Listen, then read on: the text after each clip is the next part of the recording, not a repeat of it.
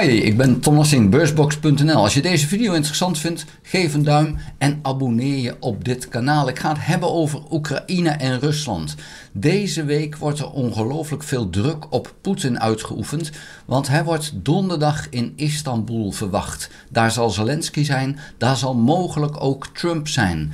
En als Poetin niet komt, dan is het eigenlijk duidelijk dat hij geen einde aan deze oorlog wil. En zover als het nu duidelijk is, denkt Poetin nog steeds dat hij deze oorlog kan winnen. En dat is eigenlijk al heel opmerkelijk. Want als je na 3 jaar pas 20% van je doel bereikt hebt, dan is dat niet goed. Zeker niet omdat je na 3 weken al 25% bereikt had en je daarna flink terug moest. En dan heb je in die 3 jaar in feite 5% verloren ten opzichte van wat je na 3 weken had.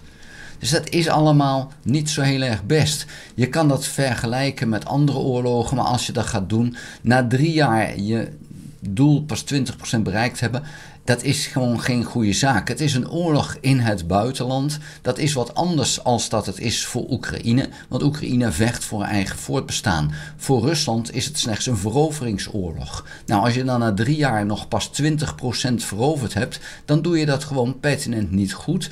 En hoe wil je dan gaan winnen? Hoeveel jaar heb je ervoor over dan om die oorlog alsnog te gaan winnen? Het ziet er gewoon niet naar uit dat je dat lukt. En dat is ook, als je er van buiten naar kijkt, ook wel duidelijk. Want Rusland heeft keihard de hulp uit Noord-Korea en Iran nodig. Zonder dat zouden ze hem al echt verloren hebben. Natuurlijk, Oekraïne heeft ook heel veel hulp nodig. Maar dank je de koekoek, dat is de kleinere partij. Die hadden een heel klein leger toen dit allemaal begon.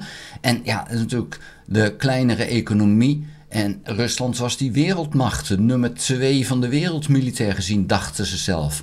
En die nummer 2 van de wereld is niet in staat om na 3 jaar meer dan 20% van Oekraïne te veroveren.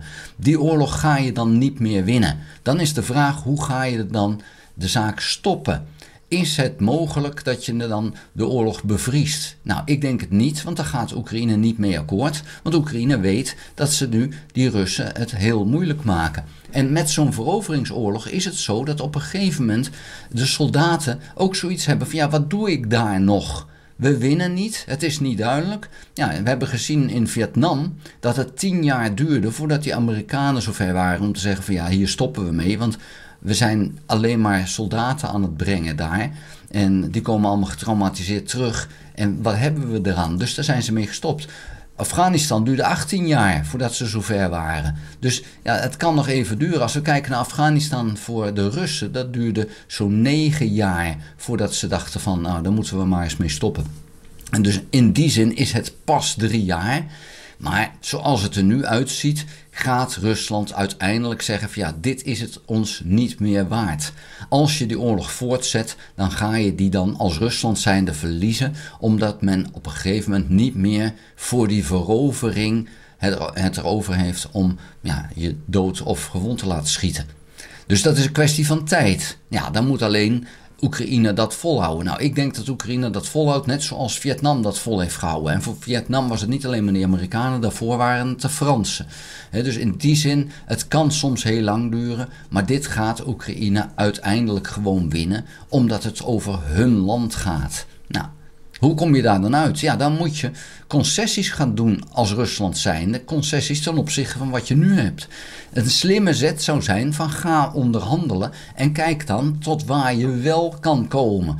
Is het mogelijk om in een deal te komen tot een deal waarbij de Krim Russisch blijft? Je kan het proberen. Ik denk dat het heel erg moeilijk gaat zijn, omdat Oekraïne daar gewoon niet mee akkoord gaat. En waarom zouden ze? Want Oekraïne is gewoon de eigenaar van de Krim. Maar het zou een mogelijkheid zijn als Oekraïne zo graag vrede wil, dan zouden ze er mogelijk mee akkoord gaan. Maar dan moet je die andere provincies wel verlaten. Dan is het punt van, daar wonen mensen, deels, die hebben gezegd, wij willen graag onder Rusland gaan wonen. Die zullen dan moeten verkassen. Het is niet anders. En als je kijkt naar die oostelijke provincies, die waren het meest welvarend, daar is weinig tot niets van over. die welvarendheid. Het zijn arme provincies die vrijwel leeg zijn. Heel veel Oekraïners die daar woonden zijn gevlucht. Deels naar Rusland, want je wil niet in een oorlogssituatie zitten. En het is ook geen prettige plek om te wonen op dit moment. Zelfs al zou je pro-Russisch zijn, want die Russische soldaten die er zijn gewoon geen pretje. En een heel groot deel van de mensen die er wonen zijn gevlucht richting het westen. Dat kan zijn in Oekraïne, maar die kunnen ook hier zitten. Dus wat daar nog woont is deels pro-Russisch en deels pro-Oekraïens. Daar kan je geen een besluit over nemen in die zin van dus is het of Russisch of Oekraïens. Die ruimte die daar is van Oekraïne. Rusland heeft dat met geweld veroverd. Rusland gaat het ook weer verliezen. Bij de Krim, daar is natuurlijk een punt. En je zegt, maar van wie is het? Nou, de Krim is van Oekraïne. Zo is Oekraïne uiteindelijk zelfstandig geworden in 1991. Daar is Rusland mee akkoord gegaan. Maar de Krim is zelfs binnen Oekraïne een apart geval met zekere zelfstandigheid gebleven. En dat was helemaal niet onterecht. In de Krim had Rusland ook een marinebasis. En het grote probleem was dat de Oekraïners er eigenlijk vanuit gingen, die marinebasis gaan wij zelf overnemen. En dat was dan een van de redenen waarom Rusland zei van maar dat willen wij niet, wij willen daar pertinent blijven. Want Sebastopol is natuurlijk een hele belangrijke haven voor de Zwarte Zee. En als Rusland zijnde wil je daar de zeggenschap over hebben. Dat is ook een van de punten waar Turkije van zegt, wij willen dat de Krim weer Oekraïens wordt, want we willen die hegemonie van de Russen over de Zwarte Zee willen wij niet, want wij zitten ook aan die Zwarte Zee. Dus de Krim is nog niet zomaar definitief Russisch, maar ze zouden het wel kunnen gebruiken in de onderhandelingen om te komen tot vrede. Maar het lijkt erop dat Poetin dat dus nog niet wil. Gaat Poetin donderdag naar Istanbul, dan kan het heel anders worden. Dan kan er misschien wat gebeuren. Maar ik acht die kans eigenlijk vrij klein. En dan heeft Trump gezegd, dan gaan we sancties en dergelijke doen naar Rusland. Maar Trump wil heel graag, en dan bedoel ik ook echt heel graag, met Rusland zaken doen. Want hij wil Rusland losweken van China.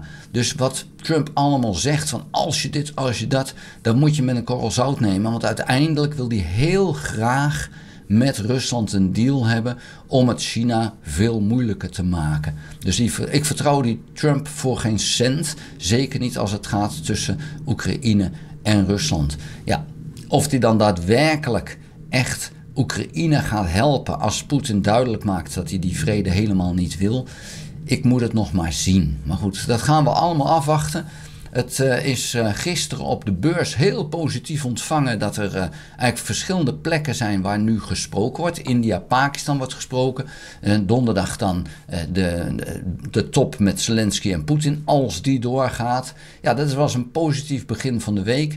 Ik hoop dat het zo blijft, maar ik heb er een zwaar hoofd in dat dat zo blijft. Maar goed, dat gaan we allemaal zien.